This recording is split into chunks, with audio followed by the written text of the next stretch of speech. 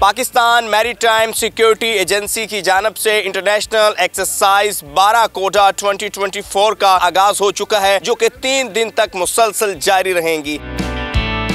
ये एक्सरसाइज क्यों की जाती हैं और इस एक्सरसाइज में कितने ममालिक के मंदोबेद शिरकत कर रहे हैं। ये एक्सरसाइज वो प्लेटफॉर्म मुहैया करती है जिसके ज़रिए तमाम लोग इसमें आके इकट्ठे होते हैं।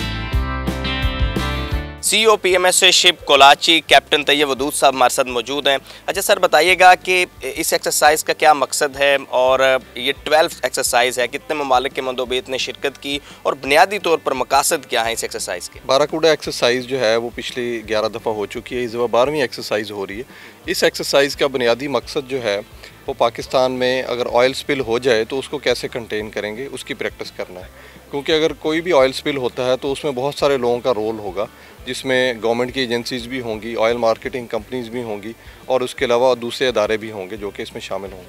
तो ये एक्सरसाइज हमें एक ऐसा प्लेटफॉर्म मुहैया करती है जिसमें तमाम लोग मिल बैठते हैं और इसमें एक सिचुएशन बनाई जाती है जिसमें उसको कंटेन करने का तरीका किया जाता है।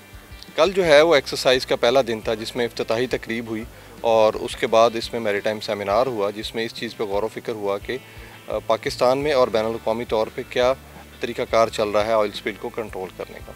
आज एक्सरसाइज का दूसरा दिन था जिसमें हमने देखा कि अगर साहिल समुंदर के करीब ऑयल स्पिल हो जाए तो उसको हम कैसे कंटेन करेंगे, उस जगह को कैसे साफ़ करेंगे, वहाँ से ऑयल को कैसे रिमूव करेंगे। अच्छा सर, ऑयल स्पिल जब हो जाता है तो इसके हवाले से बताइएगा कि कितना जो है वो इम्पोर्टेंट है हमारा जो समुंदर होता है इसको नीट एंड क्लीन रखना।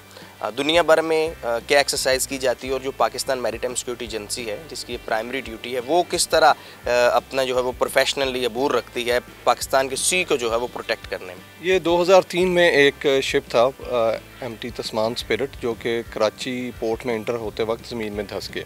तो उस जहाज़ में टोटल 67,000 टन क्रूड ऑयल था और उसमें से जो 27,000 टन तेल था वो पानी के अंदर बह गया और उसकी वजह से पाकिस्तान की आबी हयात बहुत ज़्यादा मुतासर हुई और सी व्यू और बाकी साहिली इलाके जो थे वहाँ पे बहुत ज़्यादा आबी आलूदगी हो गई।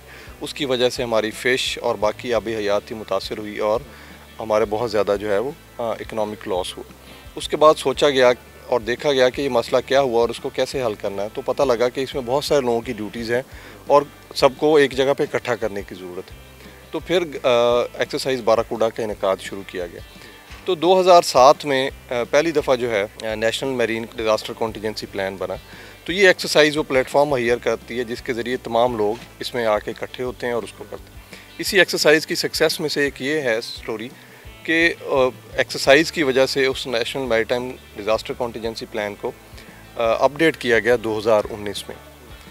और दूसरी इसकी सक्सेस स्टोरी ये है कि 2021 में एक जहाज़ MV हांगटोंग जो है उसके एंकर केबल टूट गई थी और वो सी व्यू के पास आके बीच हो गया। तो हमने जो इस एक्सरसाइज की वजह से लेसन लर्न किए थे उसकी वजह से हम उसमें से बग़ैर कोई तेल खारिज किए बगैर उस जहाज़ को फ़्लोट करने में कामयाब हो गए। इसमें MSA, पाकिस्तान नेवी और दूसरी गवर्नमेंट एजेंसीज़ ने मिलकर इसमें किरदार अदा किया। तो ये एक कांस्टेंट लर्निंग प्रोसेस है और हम भी सीख रहे हैं और हमारे साथ जो हमारे बैनुल-अक़वामी मंदूबीन हैं हम उनसे सीख रहे हैं, वो हमसे सीख रहे हैं और हम नेशनल लेवल पे भी बाकी लोगों से कोऑर्डिनेट कर रहे हैं। अच्छा सर, ऑयल स्पिल होने की बेसिक वजह जो जहाज़ होते हैं उनमें से ऑयल जो है वो निकलता है या और भी कोई वजूहात हो सकती हैं?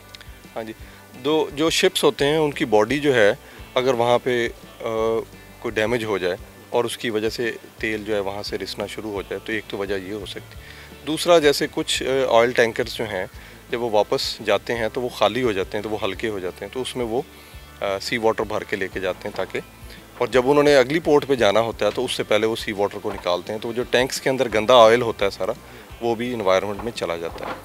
उसके अलावा हमें नेशनल लेवल पे हमारी सोसाइटल भी देखें तो हम सफाई का हमें बहुत ज़्यादा ख्याल रखने की ज़रूरत। तो और भी कराची का वेस्ट है, बाकी चीज़ें ये भी समुंदर में जाते हैं जिसकी वजह से माहौलियाती आलूदगी होती है।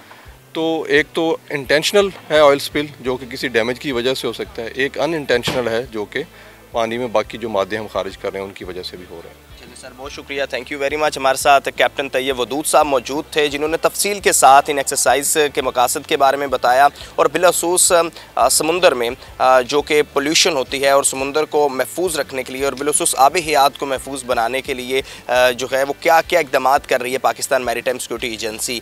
ये एक्सरसाइज इन मशकों का मकसद मकसद भी यही है कि अगर सी के अंदर ऑयल स्पिल्ड हो जाता है, अक्सर हम सुनते हैं कि फ़लाँ जहाज़ जो है वो पाकिस्तान में आया और फिर जो ऑयल स्पिल्ड हुआ तो उसके बाद जो है पाकिस्तान मैरीटाइम सिक्योरिटी एजेंसी और दीगर अदारों ने जो है वो उस पर रेस्क्यू एंड रिलीफ का ऑपरेशन किया। लेकिन ये एक सारा मुकम्मल प्रोसेस होता है और उस प्रोसेस को मज़ीद बेहतर बनाने के लिए इन एक्सरसाइज़ का इनेकाद किया जाता है। और इस एक्सरसाइज़ में पाकिस्तान मैरीटाइम सिक्योरिटी एजेंसी समेत दीगर कई ममालिक के मंदोबीद भी शामिल होते हैं, एक दूसरे के एक्सपीरियंसेस शेयर होते हैं और जिसके बाद पाकिस्तान मैरीटाइम सिक्योरिटी एजेंसी जो है वो अपने पेशा व सलाहियतों को मज़ीद निखारती है और उसी की वजह से पाकिस्तान का समुंदर आज जो है वो काफ़ी हद तक महफूज है। अपने मेज़बान से मंशा इजाज़त दीजिए। अल्लाह हाफ़िज़।